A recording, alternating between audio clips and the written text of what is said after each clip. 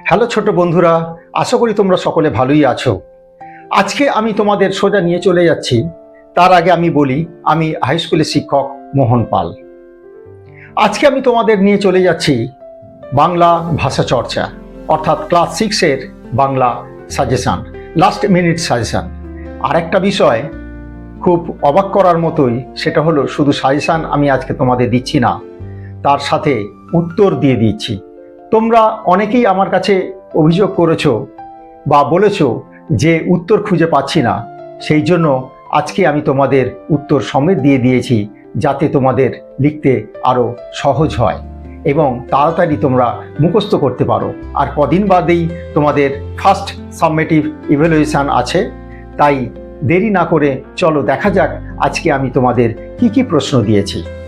আর আমার ছোট্ট বন্ধুরা, তোমরা যারা এই চ্যানেলে নতুন আছো তারা ঝটপট এই চ্যানেলটিকে সাবস্ক্রাইব করে ফেলো আর বেল আইকনে অবশ্যই টাচ করবে, যাতে আমি এই ধরনের সাজেশন যখনই আপলোড করব তখন তোমাদের কাছে আগে পৌঁছে যাবে।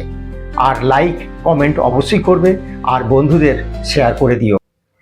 তোমাদের 30 নম্বরের প্রশ্ন আসবে। এই প্রশ্নগুলোর মধ্যে প্রথমেই আসবে এমসিকিউ, অর্থাৎ বেছে লেখো। বেছে পুরো সম্পূর্ণ ভাষা লিখতে হবে। এখানে দেখতেই পাচ্ছ প্রশ্নগুলো আছে, আর যে মোটা দাগগুলো রয়েছে, মোটা লেখা, ওইগুলো হচ্ছে তোমাদের উত্তর। এই 3টে অপশান বা 4টে অপশান কোথাও কোথাও আছে, তার মধ্যে যে মোটা দাগের কালিতে লেখা আছে সেগুলো তোমরা উত্তর হিসাবে লিখে নেবে, তাহলে সুবিধা হবে। আর একটা খাতা করবে, খাতায় কোশ্চেন লিখবে, লিখে সঙ্গে সঙ্গে উত্তরটাও লিখে নেবে, তাহলে তোমাদের পড়তে খুব সুবিধা হবে। তোমরা এই প্রশ্নের উত্তরগুলো অনেকেই জানো, আমি আশা করছি তোমরা সকলেই জানো, কারণ আমিও যখন ক্লাসে পড়াই তখন তোমাদের, অর্থাৎ আমার ক্লাসে যারা থাকে তাদেরকে যখনই প্রশ্ন করি তারা সঙ্গে সঙ্গে উত্তর দিয়ে দেয়, প্রায় সকলেই উত্তর দেয়। তাই ছোট বন্ধুরা, এগুলো তোমরা নিজেরা লিখে নেবে, খাতাতে অবশ্যই লিখবে, কারণ এভাবে পড়া যাবে না।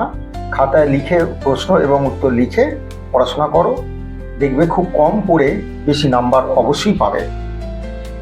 আর যে প্রশ্নগুলো দিয়েছি সেগুলো অবশ্যই করবে, এগুলো বাদ দিও না।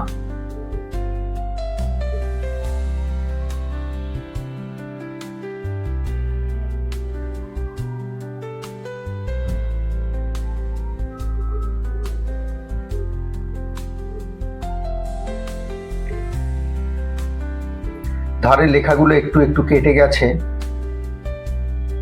তোমরা আশা করি বুঝতে পারবে, প্রশ্ন দেখলেই তোমরা উত্তর দিতে পারবে, আশা করি কোনো সমস্যা হবে না। আর এখানে যে ব্যাকরণ রয়েছে, ব্যাকরণ থেকে এমসিকিউ থেকে ব্যাকরণ আসবে, আর 1 নম্বরের যে শর্ট কোয়েশ্চেন, অতি সংক্ষিপ্ত প্রশ্নের উত্তর দাও, অর্থাৎ অতি সংক্ষেপে লেখো, 1 লাইন 2 লাইন 1 লাইন করে লিখতে হবে বা একটা শব্দে, সেখানেও তোমাদের ব্যাকরণ থেকে প্রশ্ন আসবে। তবে এখানে যে ব্যাকরণ দিয়েছি, সন্ধি বিচ্ছেদ করো বা এগুলো দিয়েছি, এই ধরনের মানে সেম জিনিস আসবে না হয়তো, কিন্তু এই ধরনের প্রশ্ন আসবে।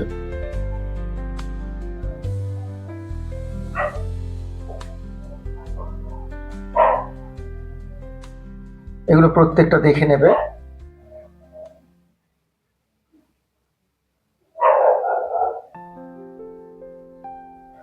এটা হচ্ছে দাঁড়িয়ে পাইন আকাশে নয়ন তুলি, ওটা পাহাড়ি অঞ্চলে, উত্তর পাহাড়ি অঞ্চলে।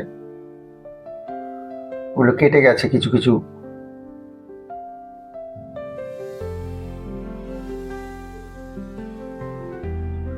তোমাদের এগুলো খাতায় লিখতে লিখতেই দেখবে মুখস্থ হয়ে গেছে। যখনই খাতায় লিখবে প্রশ্ন এবং উত্তর, তোমাদের অর্ধেকের বেশি মুখস্থ হয়ে যাবে। আর 30 নম্বরের প্রশ্ন, এর শূন্যস্থান পূরণ এইভাবে আসবে। এগুলো শুধু ব্যাকরণে নয়, অন্য যে কোনো বিষয়ে শূন্যস্থান পূরণ আসতে পারে, সেগুলো ওই তোমাদের জানার মধ্যেই। আর একটা বিষয় বলে রাখি, এখানে যে প্রশ্নগুলো দিয়েছি আমি, এখানে 2-3টে প্রশ্ন একসাথে জুড়ে দিতে পারে, জুড়ে 3 নম্বরের প্রশ্ন বা 2 নম্বরের প্রশ্ন তোমাদের আসবে। তোমাদের এমসিকিউ আসবে, শূন্যস্থান পূরণ আসবে ওর মধ্যে, প্লাস 1 নম্বরের প্রশ্ন আসবে, 2 নম্বরের প্রশ্ন আসবে।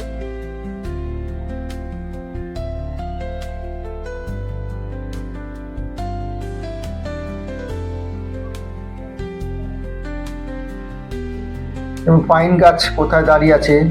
মরুভূমিতে। নীরেন্দ্রনাথ চক্রবর্তী লেখা দুটি কাব্যগ্রন্থের নাম লেখো। ঘরে ফেরা, অন্ধকার বারান্দা।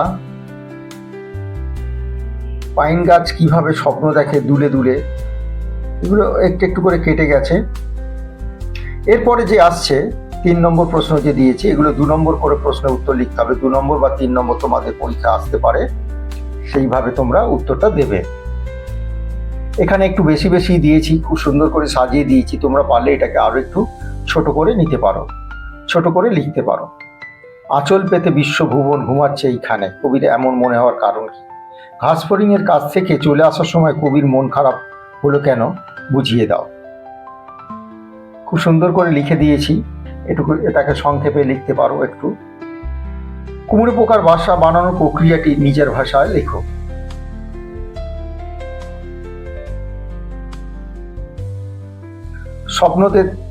স্বপ্ন সে দেখে দিনরাত দূরে দূরে, কে কি স্বপ্ন দেখে? মাছরাঙার পাখির রং কবির চোখে কিভাবে ধরা পড়েছে? এখান থেকেও এমসিকিউ বা ছোট কোশ্চেন আসতে পারে, আবার ছোট কোশ্চেন থেকেও বড় কোশ্চেন আসতে পারে। মোটামুটি যা দিয়েছি এইগুলো করলে আর বাইরে থেকে আর কোনো কিচ্ছু করার দরকার নেই। আর একটা বিষয় বলে রাখছি তোমাদের, যে তোমাদের যে ছাত্রবন্ধু বা মানে বই আছে, সেখানে যে সার সংক্ষেপ বলে আছে বা গল্প বা পদ্যের সার সংক্ষেপগুলো ভালো করে রিডিং করবে, তাহলে অতি সহজে তোমরা যে কোনো প্রশ্নের উত্তর দিতে পারবে, কোনো সমস্যা হবে না।